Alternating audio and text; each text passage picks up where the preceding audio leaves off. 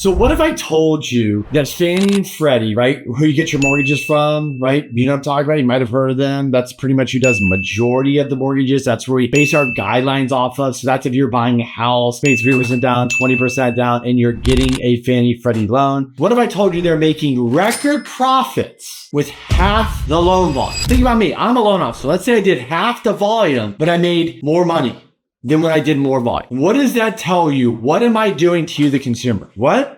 I'm what? Oh yeah. I'm charging you more money. I'm taxing you more money. So Fannie and Freddie, who we need, are the best thing ever, because that's why in America we can get the 30-year fixed mortgage. That's why we're able to have a fluid mortgage business for refi, for purchase. That's why we're able to keep the wheels going on this real estate market, right? 1 to 4. They even do multifamily. But what if I told you they're making record profits on the back of homeowners? Yeah. That's what we're going to dive into today. I was inspired by this article. It was an open letter to Trump saying, hey, here's some ways we can fix the housing market. One was get more inventory out there. He came up with the concept of how to do that, which I've talked about before. It's basically like incentivize people that are sitting on vacant houses, maybe houses they want to rent, that are not selling because they don't want to pay the taxes. The second thing is called premium recapture, which we're going to talk about in this article. That's basically like, hey, you get a loan with Fannie or Freddie, right? FHA, VA is different. Remember FHA, you cannot refinance for a certain amount of days in VA. It's kind of like a prepay, which is smart. Fannie and Freddie, you can get a loan with me, turn around 2 months later, go get another loan with another bank or lender. But wait. Imagine this. I go out and eat at your restaurant. I go eat at your restaurant. I give you a nice tip. Okay. I go take everybody out. I spend $1,000, this glamorous meal. I give you $200. And then 3 days later, imagine you'd have to give that back to me. I know it's a terrible analogy, but but think about that. If you're an investor, if you're Fannie, Freddie, and you know that can happen, are you going to give somebody a better rate or worse rate because you know that premium recapture is not possible because there's no prepay? And why do we call it a prepay?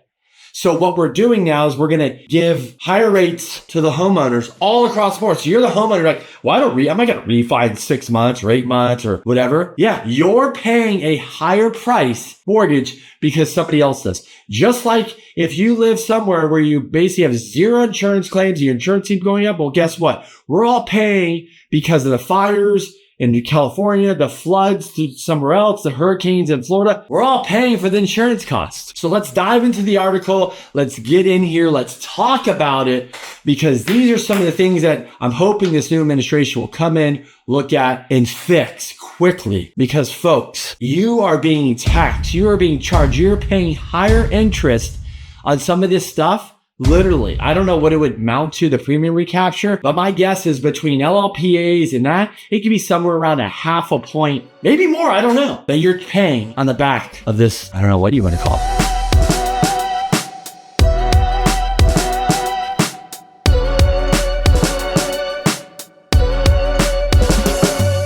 Hey everyone, if you've never met me, my name is Kenny Simpson. I'm a mortgage broker of 20 years. I help people focus on 1 to 4 unit financing, whether you're buying your first home with 3% down, you're using a down payment assistance program, or you're buying your 10th investment property. I help first-time home buyers, self-employed home buyers. If you got a refi, I help you too. I help people, real estate investors, all across the board. I've helped over 5,000 customers. That means I've done this over 5,000 times. I stopped counting at 5,000, but it's been a lot, folks. And I funded billions of dollars of loans. So obviously I become really good, me and my team, at what we do. And so I also create this content here for you, if you don't know, because I like to educate people, tell them about the business, and post about ridiculous things that are going on right now that you're listening to this video. Anyways, let's get back to the video. Enough about me, but real quick, share this with somebody, send this to somebody that needs to hear it, get involved. Your voice matters.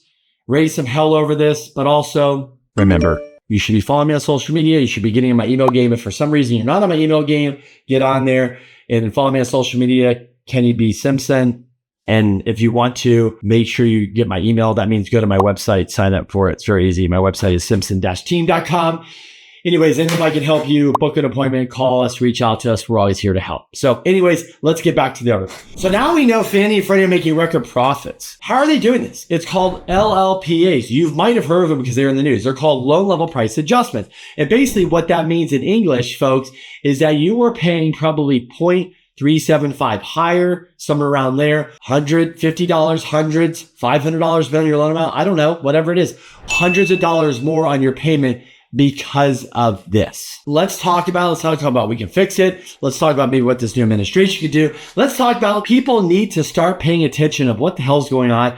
And we're just gouging consumers for no reason. And I get it. I'm glad Fannie and Freddie are having record profits on the back of consumers. Did you know that most direct lenders and mortgage brokers and banks that do mortgages are not making money? They're surviving, they're losing money, they're breaking even. Why Fannie and Freddie are raking in the dough, literally. Think about that for a minute. The people that feed Fannie and Freddie are losing money or barely making money, but Fannie and Freddie are like, woo, we are crushing it. Not good at all. So LLPAs, what are they? Just so you know, they're loan level price adjustments. Those are fees that they hit you for. For example, if you have a 680 credit score compared to 740, you're going to pay a much higher rate. If you put less down, you pay higher. You put more down, you pay less. It's all these hits they have. If it's a second home, there's more hits. If it's an investment property, there's more hits. If it's a 2-unit, there's more hits. If it's a 4-unit, more hit.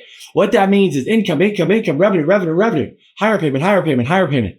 Right? They're just attacking you. That's what this is. How do you feel it? That's why I'm passionate. I'm like, let's get in here. Let's make the freaking change. So Freddie and Freddie in 2024 are making billions.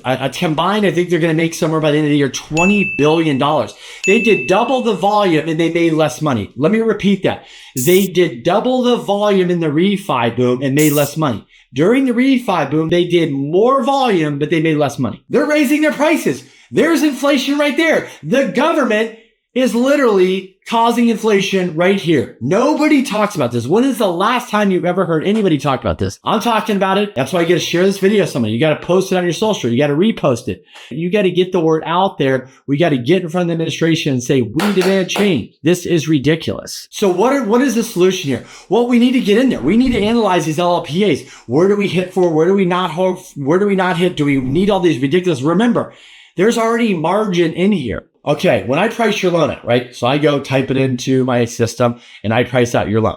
I get a rate and there's a margin built in so I can make money and I can pay my overhead, my team, and that's how we all survive. Just like you, if you work, obviously, if you work at a restaurant, if you work at IT, if you work as an attorney, a doctor, whatever, a school teacher, whatever it is, everybody has to have a margin or something in there, right? Because that's how they pay the bills. That's how they make money. Then the wholesale lender who I sell this to, they have a little bit of margin. It's not much. A little bit. They're not making much money. Their margins are low. Depending on where you go, bank, lender, this, margins all change. Then obviously Fannie and Freddie, they have to make money, which we want them to. We don't want them to be not making money because then that's going to be a problem. So we want them to be profitable. How profitable do they need to be? I don't know. I'm not the government. I didn't know they needed to make $20 billion because that's costing homeowners more money. But anyways, I'm sure we want them to at least make some money, right? So they keep this program alive. And basically the housing market is heavily supported by Fannie and Freddie. So in these hits, depending on all these, the hits change for, like I said, FICO, for housing type, for down payment, for house type, like whatever it is, there's all these different hits. They need to be reviewed. They need to be looked at and they need to come down. For example, second home, they crush you on a second home. Do you know why they turned that up? Because they wanted people to stop buying second homes during the pandemic because they're taking away primary residence from first time home buyers. So they jacked the hits up so you would buy a second home. They're still on there. I kid you not. When you do a cash out refi, there's a whack for it. Oh, for sure. I kid you not. If you put less down, you have crappy credit, and you're going Fannie Mae, Freddie Mac, yes, you're going to pay the piper. Back in the day, depending on your FICO score, there really wasn't much adjustment in hits. I kid you not. Like they added all this. The buckets were like 740, 720 or higher, 700 higher. There's no hit. Now it's 700, 720, 740, 760, 780. Yeah, there's all these buckets. Hit, revenue, income for Fannie and Freddie. We're getting crushed. Also, on the premium recapture, if you pay off before 12 months, it technically is 12 months. So let me give you an example. When you go get a mortgage from me, right? You buy a home, you get a mortgage. The lender, the service that services sends out your mortgage payment, they want you to keep that mortgage for at least a year. The longer you keep it, the better it is. The shorter you keep it, they're losing money. So when you want to go, I'm going to go refi in 3 months, that's why I get penalized, the wholesale lender gets penalized, and the investor. And you guys think, oh, what's the big deal? But you're screwing everybody. And we keep saying is, then why don't you put a recapture fee? Why don't you put a prepay of 6 months, 8 months, or 12 months? So we're not all getting screwed. I get screwed. You get screwed. So when you do that, when you go refi in 3 months, 6 months, just to be honest, you're the consumer that doesn't do that. You're getting screwed. The guy that refis all the time, he's screwing you. with no penalty. But you're paying the penalty, the consumer, because guess what? The tax goes on you. And then me, the LO, could just lose all my commission, literally. So I worked for free, which isn't fun. If you're watching this video and you have a job, I don't think anybody wants to work for free. That's not good. Don't like it. Don't want to do it. So what can we do? What is the change? What's the conclusion here? What's the call to action? Look, folks, it's very simple. I said it. We're getting screwed with LLPAs, the premium recapture. The other thing is that the spread between the 10-year and 30-year fix, which I'm just throwing in there, that could come down 0.75. So this is what I keep telling everybody. If the administration just gets serious and looks in here, forget the feds, forget buying mortgage-backed securities, forget the 10-year coming down, forget all that. We can do stuff right now, where we could talk about the premium recapture. We could talk about LLPAs. We could also say, how do we get that spread between the 30-year and 10-year down? That's bringing confidence. That's the administration saying, bringing confidence. Start talking about it, making it aware. If we can improve on all these things, do you realize if you're pricing a loan out right now, and let's say the interest rate, whatever they're quoting you is X, okay? I'm just shooting from the hip, guys. This is just a number, 6.99 with an APR of 7.014. That is no cost, 6.99. Do you realize that interest rate? I'm telling you right now, if we did the things we could do, we focus on them, that rate could be 5.99 to 5.75 without the 10-year coming down, without Jerome Powell doing anything, without buying mortgage-backed securities. Just saying, so imagine when the 10-year does come down. Imagine if it does. The 10-year came down 50, then we're talking mid-fives. Here's a solution. So what do? Get this out there, get the video out there, share it with people. If you've never heard of this, this is huge. This is a game changer. That's why I talked about it. I want to make mortgages great again in 2025, but we need to pay attention. We need to get the message out there. We need to be heard. Hey guys, thank you so much for watching. I appreciate you. Let's save hundreds of dollars. And just so you guys know, for example, in conclusion, that at an $800,000 loan, you'd save about $180 just with 3/8 and rate lower, or that's over $2,000 a year. So imagine over the life of a loan, how much you're charging. So let's say 2,000 times 30, that's another $60,000. And if you wanted to buy that out, right, it would cost you $7,000 up front on top of, let's put 20% down and closing costs. Why not just hit them with another $7,000? So Fannie and Freddie look like they're making record profits. So hey, first, what you can do is keep following me to stay educated, stay informed. This is why I do this type of stuff. And secondly, share this with somebody. And third, if you're involved, contact your local state authorities. Let them know about this. Get it up to the new administration. And let's make some changes. Let's go 2025. Thanks for watching. We'll talk soon.